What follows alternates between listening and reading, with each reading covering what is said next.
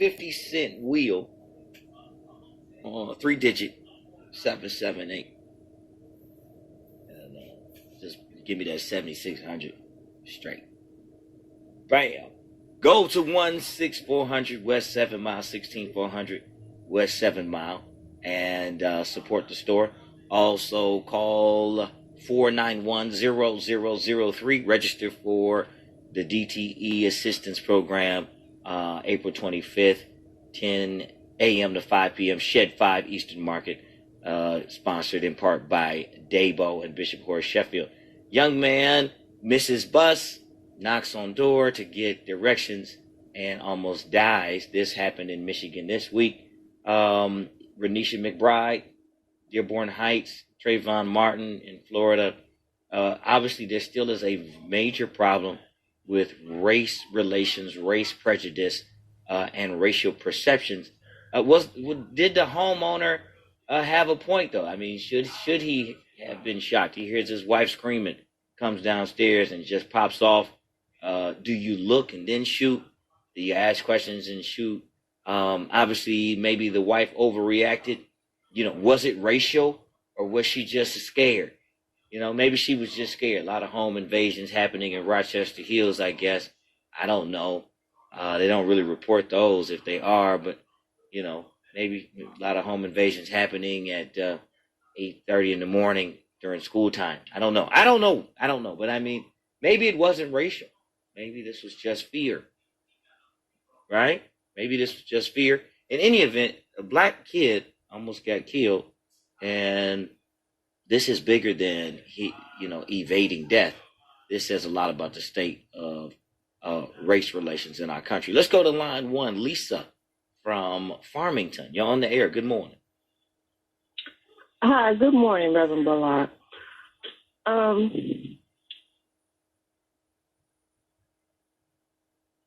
Yes, good morning. Oh, good morning. I'm sorry. To answer your question, this is so disheartening to me. I really feel like that this lady was a complete racist, okay? Her and her husband. Because the truth of the matter is, she didn't even have to open the door. Just like the case with Renisha McBride. Right. The lady didn't have to open the door. And if she was afraid, she could have called the police. Right. She didn't have to open her door. That's right. And it's a shame we live in a society where a person thinks they can open the door and then shoot at somebody with a shotgun, because if he would have not missed, the boy probably certainly would have been killed. Oh, yeah, they say he only missed because he forgot to take the safety off. And, I was reading an article where it said the mother was at work at the time when she got the call, and his father is deployed in Syria. Her husband is deployed in Syria. Okay? So, I just feel like, when are we as a people going to economically shut this country down? We have over $1 trillion in spending power. Well, we have been brainwashed to think it's better to be like them, to look like them for so long. So when we hear these sort of stories, it just keep happening because we allow it by just talking about it. Right. I didn't realize, Reverend Bullock, that during the civil rights movement, that one of the initiatives, they were told, the black people who participated in the movement were told to only buy food and medicine. And it was either during the 50s bus boycott or after that. One of the initiatives, they were told to only buy food and medicine. And so I learned this by watching I Am MLK. And I suggest that every person watch that, especially black people. I recorded it because it was so informative. But Lawson, I think it was Reverend Lawson, he was saying how they shut the economy down. Because at that point in time, Dr. King was saying they had $50 billion in spending power. And that was back in the 50s and 60s. And now we have over $1 trillion in spending power. But yet, this type of treatment that we're getting in this country. Right.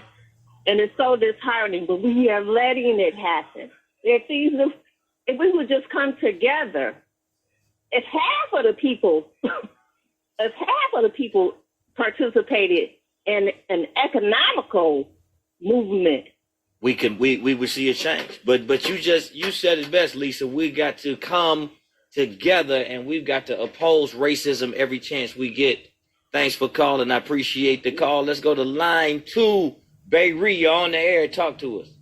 Yes, sir, brother.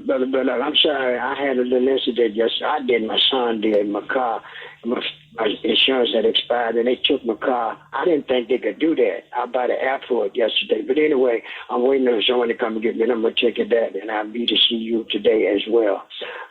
Okay, brother. Yeah, so the topic that you was talking about was the shooting and stuff.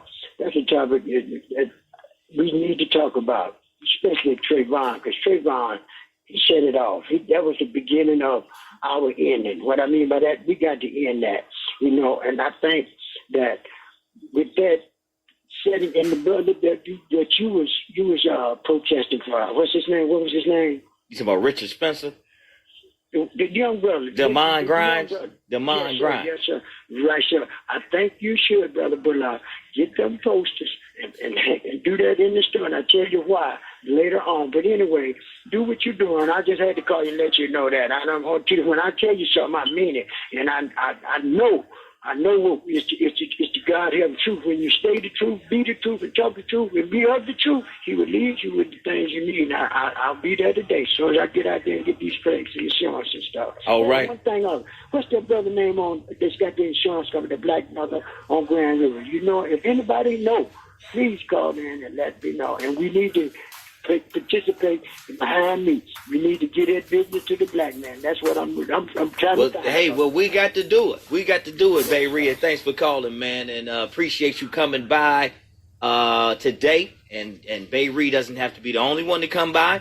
16400 West 7 Mile.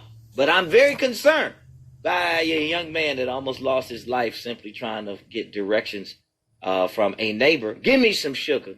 I am your neighbor. All right, shake it like a Polaroid picture. Let's go to line 4. Brian, you're on the air. Talk to us. Hey, how you doing today? Great. How are you? All right. A lot of this got to do, we got to train our kids, man. It's a shame that you can't ask for directions from your neighbor, but it's kind of like the time we're living in, so you kind of got to tell your kids. I got 3 boys myself, so a lot of things I got to tell them about their life and what it's worth in America and what we've been through. So yeah, a lot of this comes with training your kids, getting them knowledgeable in the situation, and to try to avoid some of these situations. But that's unfortunate, man. It's always sad to hear something like that. Yeah. Hey, Brian, I want to thank you for calling in. I appreciate the call. Thanks for your comment. But can you really train anybody to avoid racism when it's all around them? It's like trying to train people to avoid smog, but it's everywhere, or smoke. It just gets in your clothes any kind of way. And then, what do you tell your children? Okay, we live here, but just know that when you leave the house, people see you as a monster, as a threat, as an enemy, as a thief. And so just assume that the world thinks the worst of you. Maybe that's something we should tell black kids. Nobody really ever told me that. But I have learned it. Maybe Brian has a point there in terms of what we should be telling black kids about the America they live in so they can be prepared and maybe avoid getting dead just because they're black.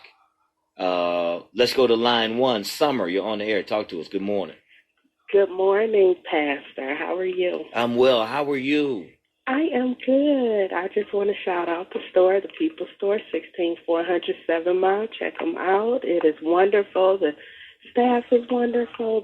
I cannot compliment the store enough. Thank you. I support the store wholeheartedly. I have actually stopped going to my local store. My husband and my children, we all come out and Any shopping that we would typically do anywhere else, we only go to the People's Store. Wow, thank you. But I wanted to call in on this topic because what I also thought was interesting about this story is the fact that this man was a retired Detroit firefighter. So you're looking at the fact of we aren't good enough to knock on his door, but we are good enough to pay your salary and your pension. And I just think it's a problem with that. I am definitely an advocate of we need to start policing our own city and because then it makes me wonder, were you really there to serve and protect the city all those years that you were a firefighter? Were you really protecting the people that are not even good enough to knock on your door? Right. But that was just my comment. I won't keep you. 16407 Mile People's Store, definitely a supporter. All right, Summer. Thank you so much. And great point. We've got people working in our city, right? A majority black city that may not like black people. And that should be a problem. People working in our city, but not living in our city. Working in our city, but no real connection to the city. And whether they be fire, police, or appointees of the mayor.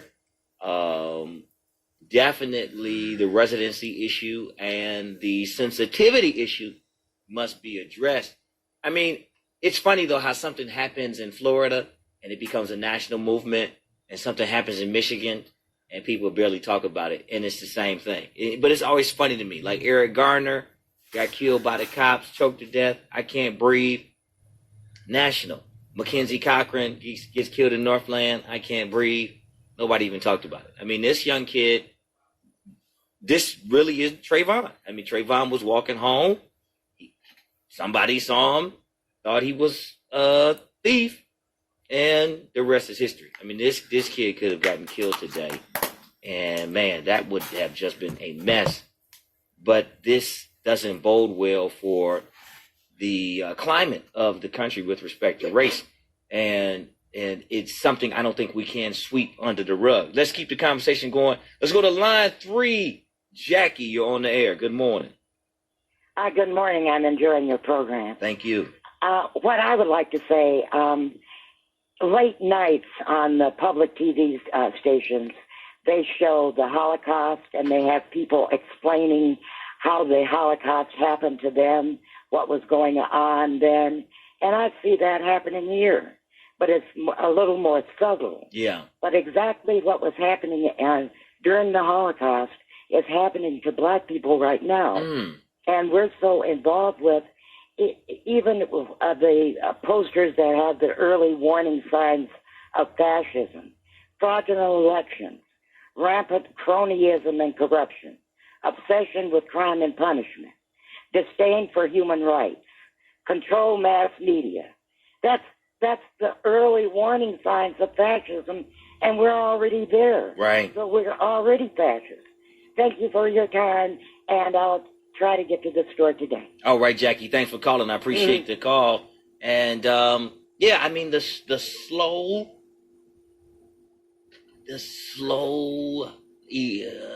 what word do we want to use here? Engineering a very strategic genocide. Death by cop, death by lead, death by environmental racism, but wow. Jackie, powerful stuff. But I'm thinking, you move somewhere, you move to the suburbs because you don't want to get killed.